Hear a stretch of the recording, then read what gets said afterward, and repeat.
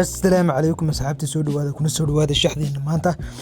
halkan waxaan ku haynaa shax 20 odds ah kana kooban 5 team oo kaliya hadda waa 20 odds kana kooban 5 team oo kaliya maanta waa sabti bishu waa 7 bisha February sanada 2026 soo noqosho fiican hadda waxaan rajeynayaa inaan maalin kasta shax soo gelin doono soo waxaan doonayaa inaad subscribe saarato videogana like saarato si uu ku soo gaadhaan shaxeena dhamaantood aad u hesho isla markaana soo dhigno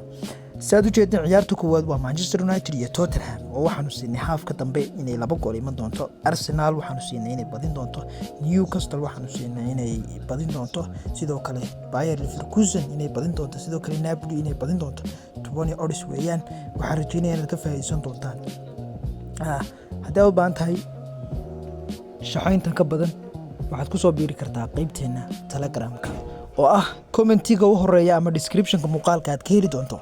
haddaba waxaa ka xigta kaliya inaad shaxayntan ka badan oo kana macquulsan aad hesho kaliya inaad ku soo biirto Telegram channel-keena soo koodhka shaxda haddii aan ku siiyo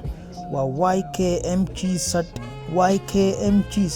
sidoo kale waxaad ka heli kartaa koodhka shaxda Telegram channel-keena oo aad booqan doonto sidoo kale ciyaaro live ah oo aan hadda